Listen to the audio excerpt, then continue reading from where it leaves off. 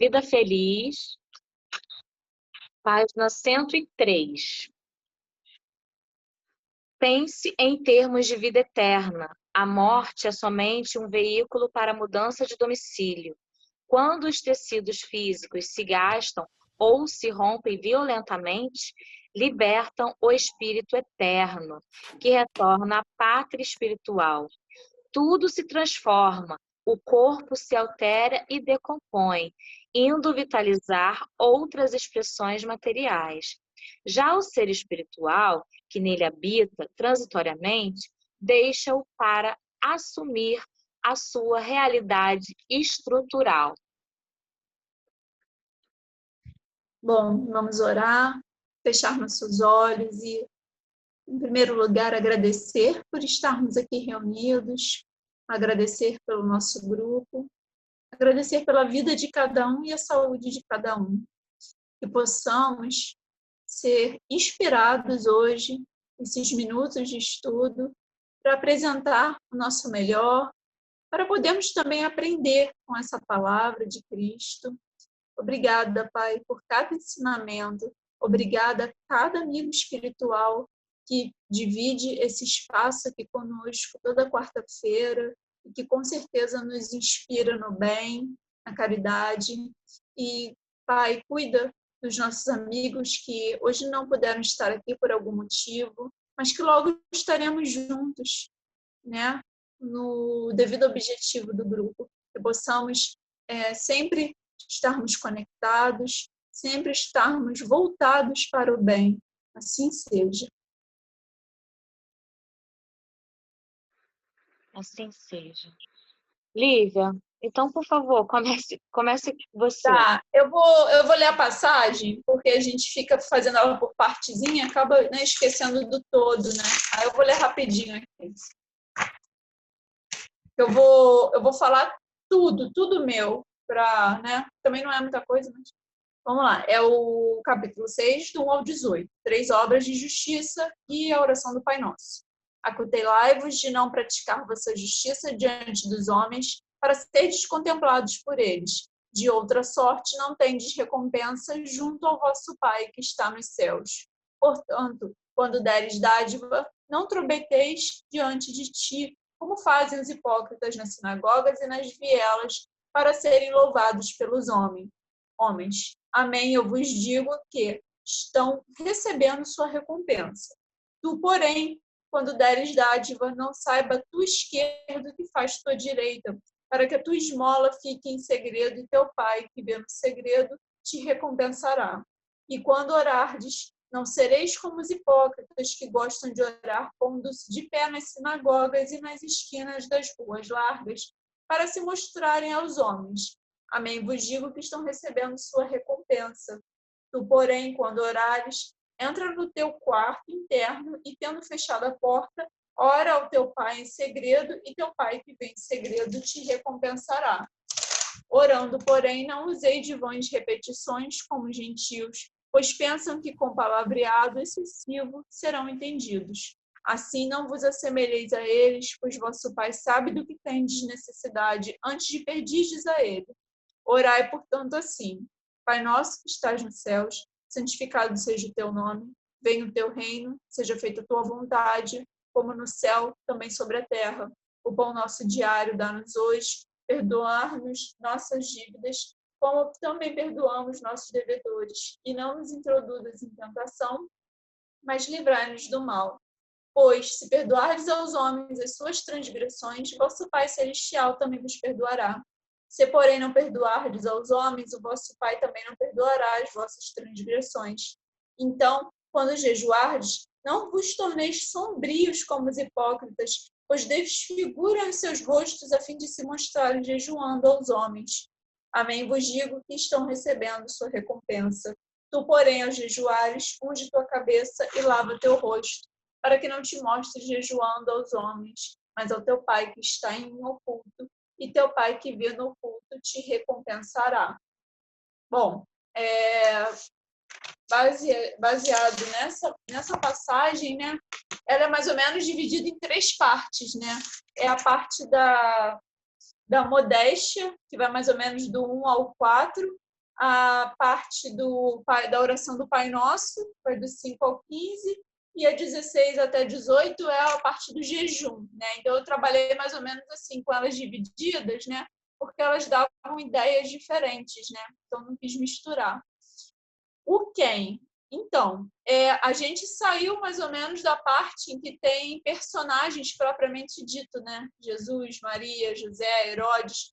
Então, eu vou de acordo com o contexto, né? Para quem Jesus estava falando aquilo. Então, ele estava falando para esses que viriam a ser os cristãos, né? Os homens que escutavam ele, né? Escutavam os seus ensinamentos e tentavam, de algum jeito, segui-lo, né? Então, vamos dizer assim, os homens, que ele tanto fala, né? Que estavam dispostos, né, a seguir esses ensinamentos, que futuramente, né, seriam os cristãos. E também ele salienta muito aqui os hipócritas, né? E normalmente, naquela época, eram os religiosos, né? Que se achavam os donos da verdade, achavam que estavam fazendo certo, e normalmente se utilizavam mais da vaidade, né? Eles queriam que os outros vissem eles orando e que a oração deles era melhor. Eles queriam mostrar o sofrimento deles ao jejuar, né? Porque o jejum deles era mais sofrido. Então, aqui tem esses, pelo que eu entendi do texto, tem esses dois, né? As pessoas que escutam Cristo, querem segui-lo de alguma forma, e esses hipócritas que pegam esses ensinamentos e de alguma forma distorcem a sua maneira, né? Como isso vai me beneficiar, né? De forma vaidosa, egoísta, né? Egocêntrica. Então, são esses dois, mais ou menos, que eu localizei aqui durante o texto.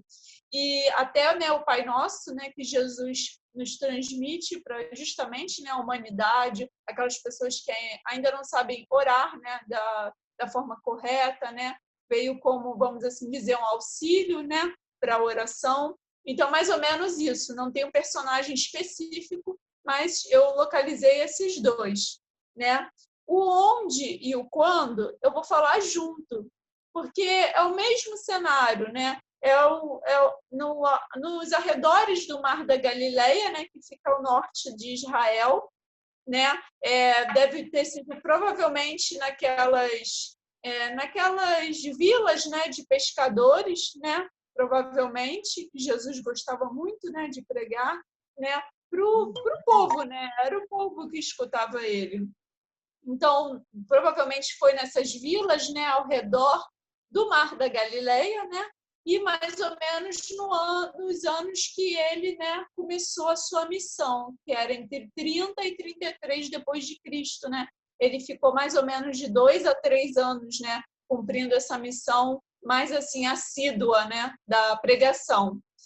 E em relação à explicação do como, né, eu fiz ela em 3 partes, porque a passagem é muito grande, né? Então, foi o que eu fiz. A primeira parte, eu enfatizei a parte da modéstia, que é do 1 ao 4, que eu escrevi.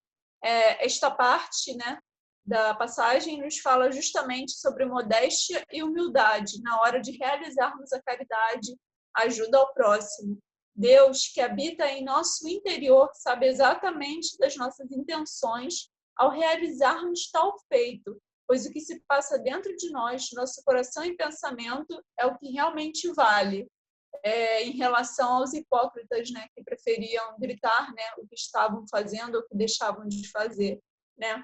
Em relação à parte do Pai Nosso, que é do 5 ao 15, eu coloquei: Jesus nos convida a orar da forma mais verdadeira e plena, sem grandes cerimônias e exibições. Ele nos chama para dentro de nós mesmos, nos convida ao nosso íntimo e nos instrui, através do Pai Nosso, a melhor forma de agradecer, louvar e pedir o que realmente importa, né? A gente não precisa, ele já coloca, ele já tira essa ideia de que precisávamos de grandes orações com palavras muito difíceis, né? e coisas assim, ele até fala, né, palavreados, né, que não tinham necessidade nenhuma. E na parte do jejum, que é da 16 a 18, ele nos atenta a essa prática do jejum de uma forma mais verdadeira, de boa intenção, sem grandes exibições de martírio e sofrimento. Então, ele não proíbe o jejum, nem fala que é uma coisa desnecessária. Ele em nenhum momento faz isso. Mas ele ensina que a melhor forma de fazer é nos fechando, né? Fazendo como algo mais íntimo, né? Eu e Deus. Ninguém precisa saber necessariamente que eu estou jejuando, né? Eu não preciso fazer cara de sofrida para os outros sentirem pena de mim porque eu estou passando por esse martírio, vamos assim dizer. Não. A gente pode jejuar, a gente até falou semana passada, né, de jejum de rede social, de doce, de refrigerante, enfim. A gente pode fazer, não é errado, não vejo problema, mas fazer com um propósito, né, verdadeiro e fazer em linha direta, né? A gente e Deus. Os outros não precisam participar disso. Então, é mais ou menos isso que eu estudei, entendeu? Se alguém agora quiser, né, falar a sua parte, quiser acrescentar.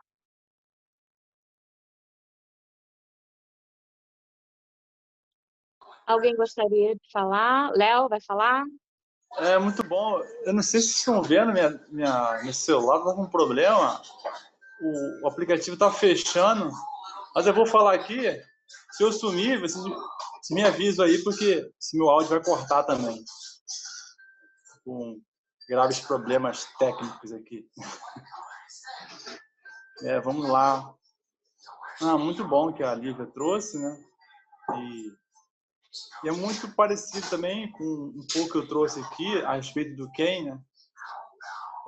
Vocês estão me ouvindo? Então, né? Eu estou sem câmera, mas... Não, beleza. Vou continuar falando aqui, que o celular aqui não está colaborando, não. Sobre o Ken, eu também busquei... Na verdade, eu também busquei 4, né? Que ele fala sobre os homens, pelos homens, né? Quando ele se refere aos homens e mulheres de todos os tempos, né? Dos religiosos hipócritas, como a Lívia trouxe também, né? Que são pessoas que se utilizavam de se mascarar, né? Através dos dogmas das suas religiões da época. As pessoas utilizavam aquilo para meio que fazer uma máscara, né? E mostrar para a sociedade da época, né? Aos homens, né? Às pessoas, que eles eram religiosos, eles eram diferentes, né? Eles eram, como no linguajar atual, como a gente ouve muito, eram os escolhidos, né? Então, esses hipócritas é quem o Cristo anunciava ali, e para os seguidores deles não seguissem esse caminho, né? Que é um caminho que se perdem e acabam se perdendo na sua vaidade. Eu também marquei aqui, junto com a Lívia, né? Ela falou do Pai, né? É Deus, né? Quando Jesus pronuncia, ele estava referindo-se ao nosso Criador e trazendo, como se nos apresentando de uma forma diferente, como muitos apresentavam, um Deus à distância, um rei soberano, né? Que muitos acreditavam que Deus estava em seu altar lá, isolado, mas Jesus traz Deus de um olhar diferente, como um pai que está ali junto da gente, junto, próximo da gente. Então ele traz essa intimidade para todos nós. Eu também trouxe aqui os gentios, né, que Cristo que fala, né? Eu achei que já até falamos isso em estudos anteriores, né, que essa palavra gentil diz que é um não israelita, né? Uma pessoa que não era de Israel. E derivava do termo latim, significa o clã, né? Ou seja, um grupo de família. E muitos tradutores da Bíblia usaram essa palavra para mostrar coletivamente um grupo de povos, né? Ou nações diferente do povo de Israel. Então, quando eles falam gentios, é aqueles que não seguiam, né, a sua religião da época. O quando, né? Quando a gente está repetindo desde o Sermão da Montanha, né? Quando Cristo começou o seu trabalho, o onde também é repetido, né? Foi à beira do Mar da Galileia, esse monte das Beatitudes, né?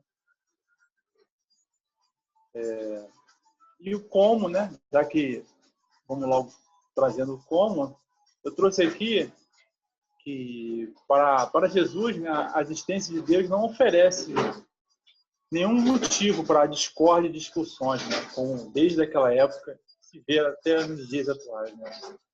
Jesus, em momento algum, ele define ou indaga para a gente sobre a origem do Criador. Ele não questiona isso. Ele não questiona a origem de Deus, de onde ele mora, de onde ele fica. Ele simplesmente chama de Pai, né? Ele demonstra essa intimidade de quem é de verdade.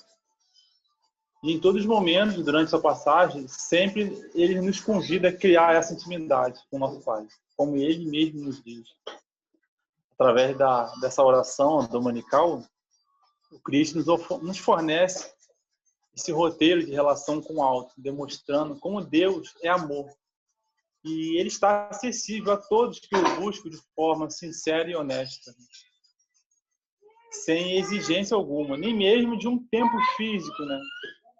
E é necessário buscá-lo. E quando ele anuncia, quando Horários procura essa câmara secreta, nesse quarto escuro, esse quarto que ele se refere, é para a gente buscar essa câmara dentro da gente, no interior da nossa consciência e confiar a ele, né? Como esse Pai que sempre quer o melhor. E entrega-te também seja totalmente sincero e fiel, né? Buscando sempre a sua real condição de filho do Altíssimo. Então devemos buscar ele, que com certeza ele o irá nos ouvir. Então é isso que eu trouxe aqui. E tem alguém que tem mais alguma coisa? Alguém quer falar, gente? Levanta o seu dedinho. Fátima. Boa noite, meus amigos. Primeiramente, Lívia, parabéns, que coisa linda, né? Ela fez um amarrado do texto maravilhoso. Léo, parabéns. Eu segui um pouquinho o teu caminho, porque assim, eu estudei correndo. Na verdade, eu nem estudei. Eu ouvi algumas palestras hoje, assim, nem dava para ouvir direito, e peguei algumas palavras mesmo. Mas eu ainda sou muito terra a terra, né, gente? Eu não estou nessa evolução aí, não. Eu ainda fui pelas palavrinhas do texto, né? Peguei assim, gentios, fui lá ver o significado no dicionário, né? Onde ele falava, é aquele que não professa a fé cristã, que não é cristão, pagão, idólatra. E no caso do texto, né? Quem não é judeu, quem não professa o judaísmo. Na época de Jesus, a casa de Israel ele era um pequeno povo, né? Os gentios eram os povos, né? Que circuncisavam ali aquela área. Na época, vemos que as instruções de Jesus, isso é uma passagem que eu peguei, porque eu fui ouvindo muita coisa, e aí eu tentei fazer um linkzinho aqui, que ele dizia: procura as ovelhas perdidas da casa de Israel, evitando os povos gentílicos. Que motivo justificava essa orientação específica? A resposta é simples. Os seus discípulos não possuíam condições para lidar com as diferentes interpretações religiosas existentes, uma vez que conheciam apenas os ensinamentos da lei judaica. Então, o que eu quero fazer com isso aqui, voltando para o texto, para explicar os gentios, né? Dar um linkzinho assim. É porque eu quero falar do apóstolo dos gentios, né? Que a gente sempre, todo estudo a gente fala dele, que é Paulo. E Paulo, por que Paulo é considerado o apóstolo dos gentios? Eu vi isso lá na Bíblia do Caminho. Paulo não era gentil, mas judeu, como podemos ver na sua carta aos Filipenses. Paulo é chamado apóstolo dos gentios porque levou a mensagem do Cristo, sobretudo às populações fora de Israel, aos pagãos, aos gregos, aos romanos e aos não-judeus. Eu sei que é repetitivo, eu sei que a gente já estudou, mas assim, cada vez mais que a gente estuda, né, Léo? A gente está lá no outro grupo, tem que esmiuçar muito. Então, esses detalhes é legal que a gente fique voltando mesmo, que a gente vá gravando para a gente cada vez se sentir mais naquela época, ver como é que as coisas aconteceram, por que eram daquele jeito.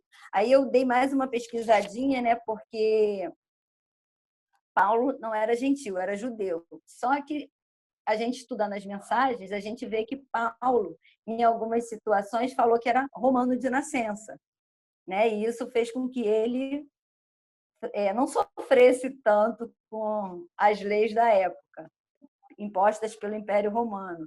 E aí eu fui atrás rapidinho para descobrir, e, na verdade, eu acho, isso aí foi eu que achei, tá, gente? Não sei se está certo. Se vocês estudaram aí da outra vez, ou se já ouviram alguma coisa, vocês me ajudem, né? Porque eu achei interessante e resolvi pesquisar. Ele era judeu, tanto que ele estudou lá com Gamaliel, que era o papa no assunto da época, né? Foi na Grécia, estudou lá com os filósofos e tal. Ele tinha muito conhecimento, falava grego, falava tudo. Só que ele nasceu na Judéia na época que o Império Romano tinha dominado aquela localidade, né? Então tem uma passagem que o tribuno pergunta a Paulo, né? Que ele fala para ele que ele diz que ele é romano, e ele fala assim: então você pagou muito caro por esse título, porque era comum as pessoas pagarem esses títulos. E ele diz: não, sou judeu de nascença. E aí eu fui procurar saber. Na verdade, eu entendi assim, não sei se está certo. Como os pais deles eram judeus, tanto que ele é criado nessa religião, bonitinho, criado para ser um sacerdote, né? Esqueci a palavra agora, um senhor da lei, né? Um doutor da lei. Eu acredito que ele é considerado judeu de nascença, vocês procurem, me ajudem, porque quando ele nasceu, a Judéia já era território do Império Romano. Então, acredito que por isso ele é considerado judeu de nascença.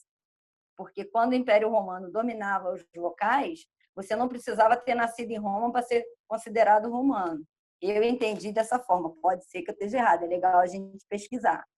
Mas eu entendi dessa forma. E aí eu fiquei pensando assim, bom, Paulo era um pouco mais novo que Jesus. E se quando Jesus nasceu, o Império Romano já tinha tomado conta de tudo, né? Então, provavelmente, quando Paulo nasceu também. Então, isso aí fica para estudo. Esse foi o meu quem, porque eu não tive como procurar muito. E o meu onde, eu também fiquei presa na palavra. Eu fui para a sinagoga. E eu achei assim, ó, sinagoga, do grego sinagogue, assembleia e congregação. Aí achei lá, o único templo havia na Judéia, de Salomão, em Jerusalém, onde se celebravam as grandes cerimônias do culto. As outras cidades não possuíam templos, mas apenas sinagogas, edifício onde os judeus se reuniam aos sábados para fazer preces públicas sob a chefia dos anciões, dos escribas e dos doutores da lei. Aí eu coloquei um videozinho, não sei se alguém assistiu, da Terezinha, onde ela fala das sinagogas. E lá ela vai explicando minuciosamente, com aquele jeitinho dela. Os vídeos dela são bem antigos, gente, mas vale muito a pena assistir. Porque muito antes da gente começar, né, no Espiritismo, pensar em estudar o Evangelho, a dona Terezinha já fazia isso. Entendeu? Então, assim, vai ter algumas coisas que a gente já descobriu aqui que não vai bater certinho, mas vale muito a pena a gente assistir. E ela tem uma parte que ela fala assim, que as sinagogas eram as casas onde havia um pequeno auditório. Aí eu fiquei imaginando assim, como Jesus, né, que eu tento me colocar lá na situação, como Jesus estava na Galileia, né, não era igual a descrição que eu achei aqui, né, edifício onde os judeus se reuniam no sábado. A Galiléia, se a gente lembrar naquela época, era periferia, né? Então, eu imagino assim, era uma sala, uma pequena sala, o auditório que ela se refere é uma pequena sala, né, onde as pessoas, né, daquela localidade se reuniam aos sábados para estudar as escrituras sagradas. Ela até comenta num pedacinho do vídeo que as pessoas importantes ficavam sentadas à frente, perto do armário. Então, você já imagina que realmente é um lugar bem pequeno, porque o armário era onde ficava o quê? Os textos. Então, as pessoas, igual na igreja, né? as pessoas mais influentes estavam ali perto das escrituras sagradas. E para ler as escrituras, né, eles chamavam sempre alguém. Ela até comenta, Jesus não foi lá, entrou no templo e pegou uma escritura e foi falando, não é isso. Ele foi designado pela pessoa que estava chefiando naquele dia, aquela reunião, que eu achei bacana, porque parece com a nossa, né? Não é uma pessoa especial que está lá na frente falando, todos tinham o direito de participar. E aí ele vai e lê essa passagem, e não foi ele que escolheu, foi o moço, o responsável lá, de Isaías. E ele escolhe a mensagem que ele quer ler. E essa mensagem do livro de Isaías, cadê? Eu botei aqui em algum lugar. Ela narra que Jesus se levantou para ler as escrituras e deram o livro do profeta Isaías. Onde dizia que Deus o enviou, o ungiu, né, para anunciar a boa nova. E ela fala para a gente procurar no profeta Isaías, o título é Boas Novas da Salvação. Então, assim, é muito lindo a gente imaginar que naquele pequeno ambiente, né, naquela cidadezinha ali, que a gente sabe que ele começou em Cafarnaum, isso aqui foi em Cafarnaum, depois ele saiu pregando em todas as sinagogas, eu até tentei pesquisar para ver se descobria mais alguma sinagoga, mas não achei nada, porque eu estava sem tempo. Eu sei que Magdala ele foi e que começou em Cafarnaum. E que ele ia nesses pequenos espaços e ali ele começava o seu apostolado, né? Que ela faz toda uma narração, fala de João Batista, vale muito a pena assistir. E assim, eu tento sempre que eu estou estudando, tentar imaginar como é que era lá naquele momento, aquela situação, entendeu? Não era um grande templo, não que ele não tenha ido, ele foi até o templo também.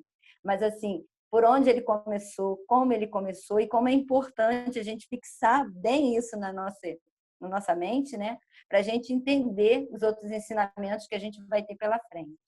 Só isso, gente. Desculpa, eu não fiz nem o quando nem o como. Gente, alguém mais quer falar? Vamos então fazer a nossa prece final. Márcia, tu pode fazer a prece final? Pode? Beleza.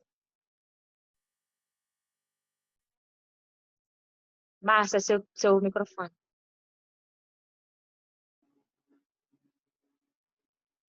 Deus Todo-Poderoso, obrigada, Senhor, por mais essa oportunidade de escutar falar do Teu Evangelho, Pai, que é tão maravilhoso, que abre os nossos corações, as nossas mentes, para ficarem conectadas com as coisas do alto.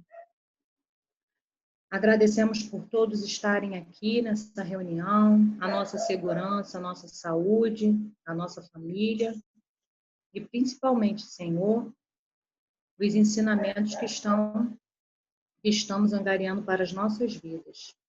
Gratidão, hoje, agora e sempre. Assim seja. Assim seja. Vamos tirar nossa foto. Priscila, abre a câmera. Ariane, não sei se você está aí. Abre a câmera. Vai, Vou tirar uma foto. Priscila abriu. Ariane ainda não. Vamos lá. 1, 2, 3 e sorrindo. Muito bem, pode se mexer. Outro lar, que legal esse livro aí. acho que é. Vai. Maneiro. Show. Gente, um beijo. Ah, deixa eu dar pausa aqui rapidinho. Um beijo. Beijo, gente. Beijo, meninas. Léo, você não sabe por quê, mas obrigada. Depois eu falo. Tchau.